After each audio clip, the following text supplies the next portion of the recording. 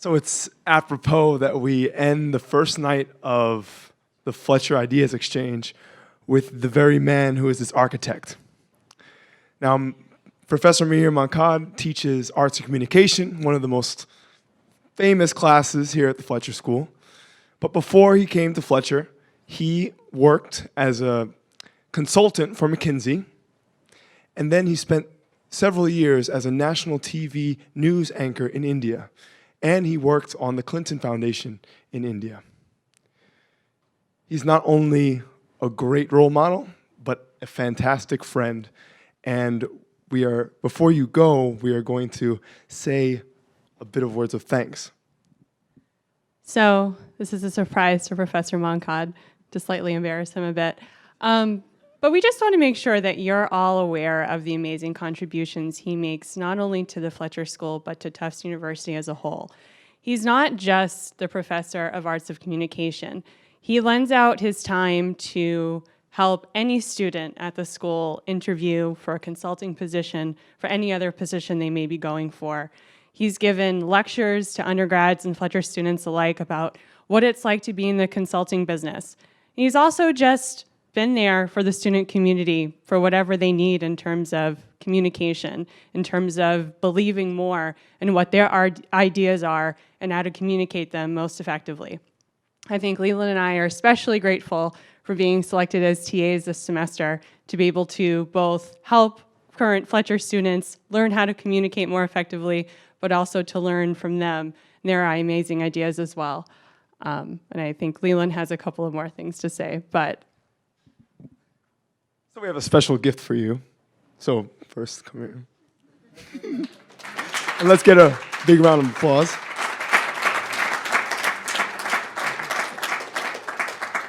So Professor, you've seen many of us give speeches a million times, and now we are very excited to see the master in action. So without further ado, let's welcome Mihir Mankad talk about social change television.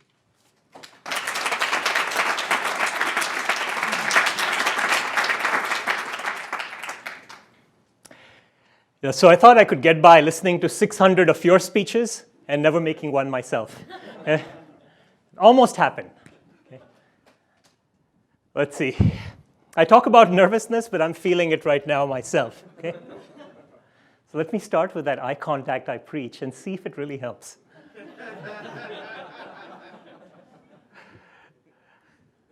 Okay, today I'm going to talk about something very close to my heart.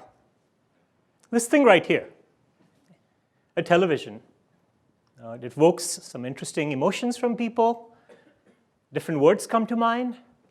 In fact, a very common frame, especially in environments like this, in universities, is that of an idiot box.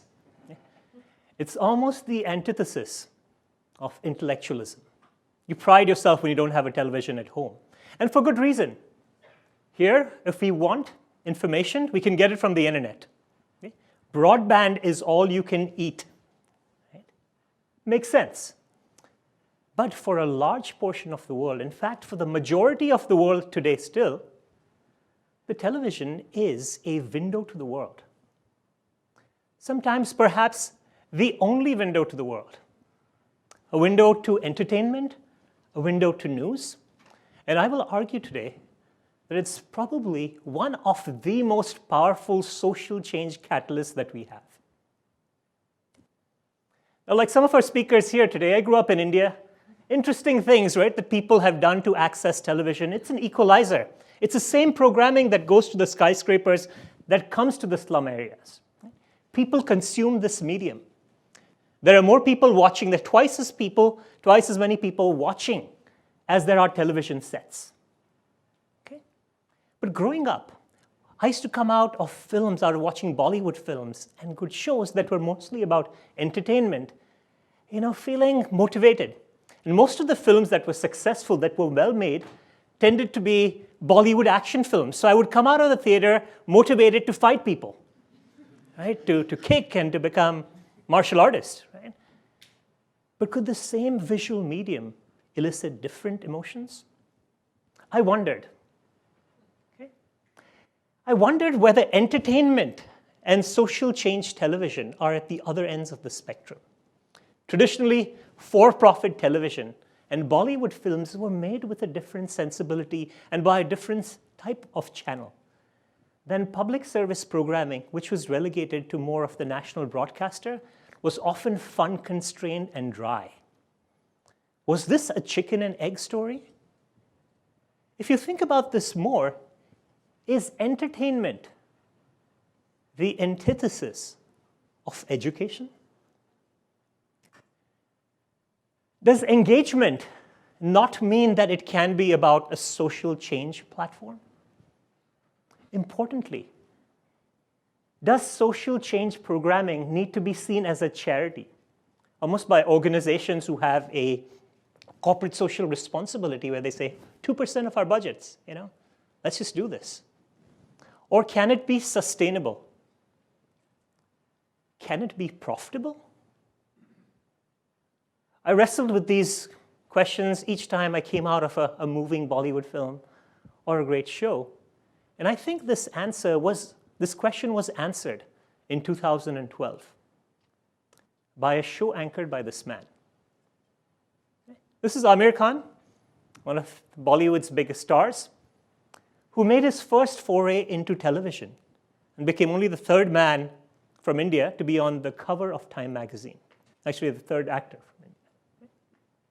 He was part of this show that caused a revolution by bringing in edgy programming, by bringing in for-profit sensibilities and an investment that had not been seen in social change television before.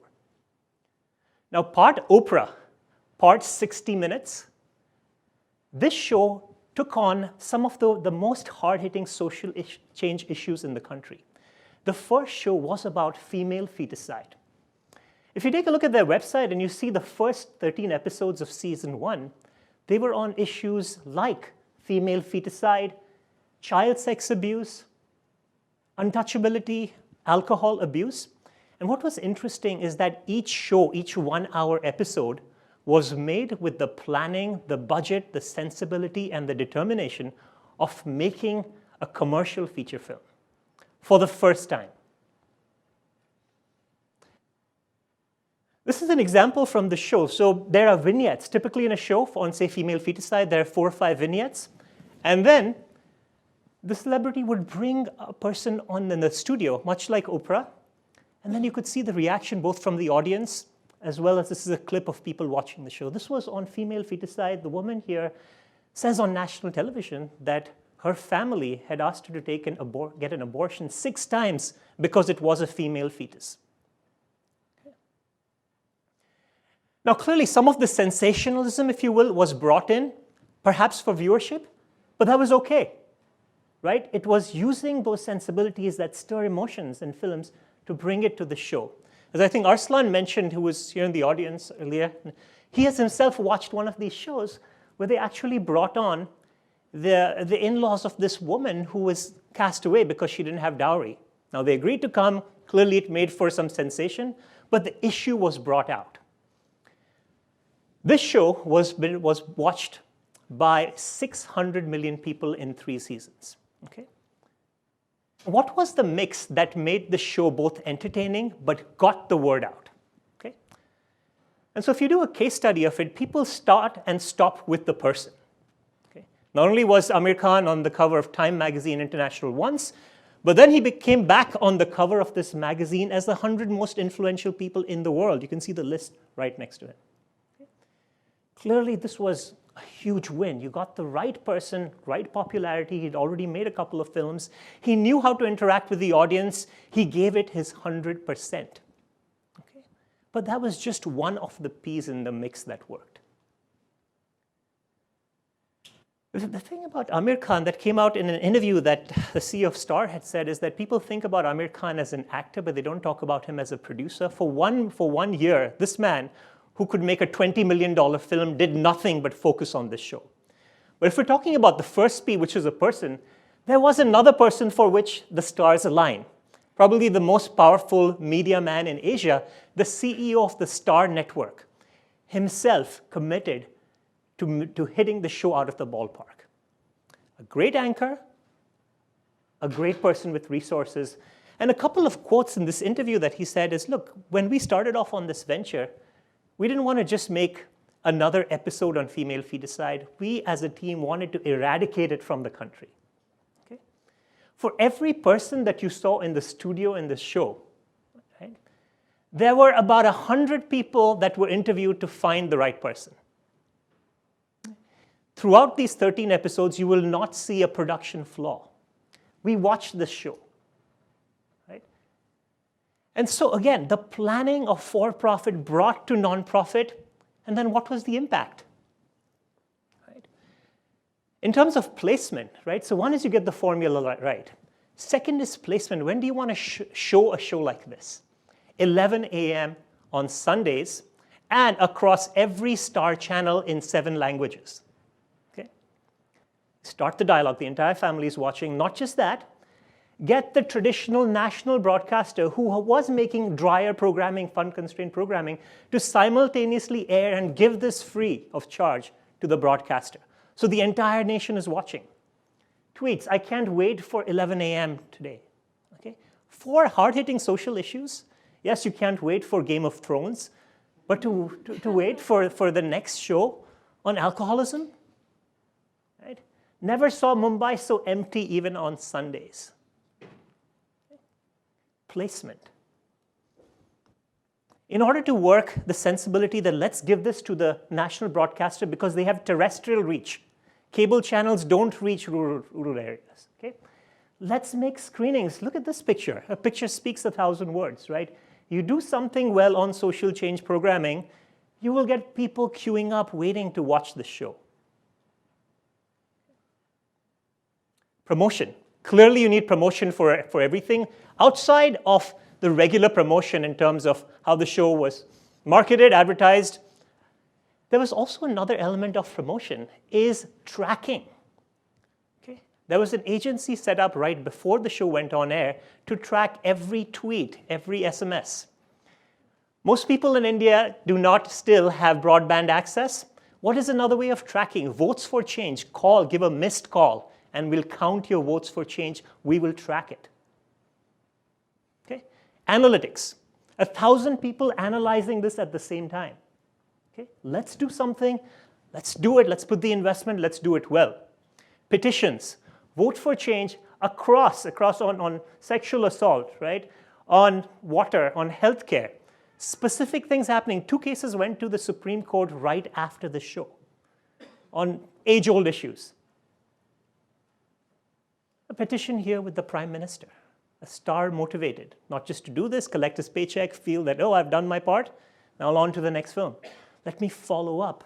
3 years later, let me have a meeting with the Prime Minister of the country on petitions. And price, folks, sustainability.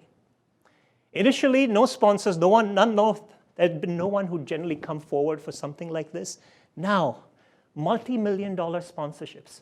It's hard to get the exact numbers from the organization whether this venture was profitable or not, but Wikipedia lists all of these sponsors, right? Paying $2 million for the chief sponsor, $1 million to be part of this exercise. Okay? Now, the stars aligned for Satyamev Jayate. Okay? They may not align like this for many other shows. But importantly, it showed that this can be done, that entertainment does not have to be the opposite of social change programming.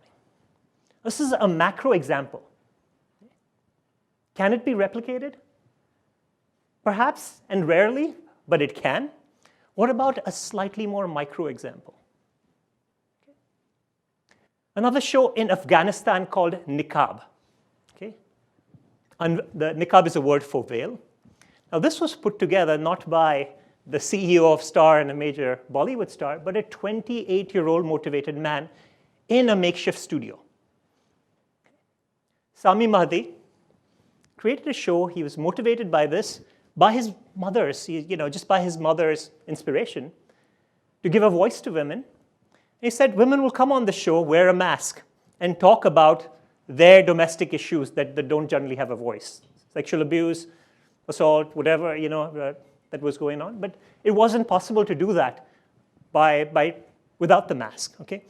Makeshift studio, this intervention got a lot of media attention. Post-Arab Spring, this region, anything coming out that was solid, well-produced, with the right sensibilities, got attention. This man took 2 years out of his life to create the show. Not a whole career, okay, but was able to create impact. He's been honored by Hillary Clinton. He's been honored with most of the fellowships in journalism. Now he has his own channel. But an accidental social change programmer. What if you have lesser time than this? Can television give you opportunities? Let me share a personal story here. I was very fortunate to grow up in a family where both parents played sports for the country. But interestingly, they played sports at a time where they had to work on the side to make ends meet. My mother won the nationals for 14 years, but was felicitated by the prime minister, but got a cash prize of 65 rupees, or $10 at that time, and a plane ticket to the US was still over 1,000 rupees, right? So while she had a good life and she coached after, I was motivated a bit by her story and why, despite 14 years being good enough to win nationals, why female athletes were still not getting the exposure and the sponsorship to continue their sport. I held on to this. And years later, when I had a chance to host the Commonwealth Games amongst the different multi-sport events, there was another opportunity that came up instantly. The Indian women's 4x400 women relay team scored an upset victory on national television in front of a home crowd in Delhi. Okay? This was a great moment. People celebrated it. They beat England, Australia, Nigeria. And there was a time where the country was celebrating. But there were also 100 other events and thousands of other athletes. At that time, there was a research intern who had worked for the national broadcaster who said, by the way, did you know that one of these women didn't even have shoes a year before these games? And that all 4 of them came from very small towns. Now, as a kind of a quick reaction to that, we talked to the producers and fought for 5 minutes to do a little vignette on this women, okay? And basically, right after that, the next day, out of everything, newspapers carried stories, media articles came up, and sponsorship came through. Okay? Point here is just even being around the medium, even for a short while, it has the power to connect. When the whole country is watching, if you can use those moments to both entertain, but then create something well, it will have an impact. From micro to macro to everyday, 2 thoughts to leave you with. First, it's been illustrated by Malini and a number of people, film is powerful. Most of the students in the Arts of Communication class, the first time this year, when they say you have to make a video film for 5 minutes, they cringe. Like, I don't want to deal with, I'm not going to be on video. I don't want to deal with like software and editing. But this film, just the medium by itself, has a tremendous power to stir emotions, to connect, right? To share stories. And there's power in stories, and inspire people to take action. But I would also say outside of film, which has its own distribution issues for the group that you want to get it to, television still has incredible reach. Many people around Africa, if you talk about broadband usage, it's high, the numbers look high, but you're not going to watch a film on your phone because you're paying for broadband. The average cost for broadband for a year is a good fraction of the per capita income still in developing countries. Right? It is accessible, it is affordable for this reason. It is a non-invasive medium. You're not going out pushing things to people. Take this medication, this will help you. It's non-invasive. Appreciate that power. To touch those that need to be touched. Right? And lastly, for all of you, it can be a compelling career choice. You don't have to become an anchor, right?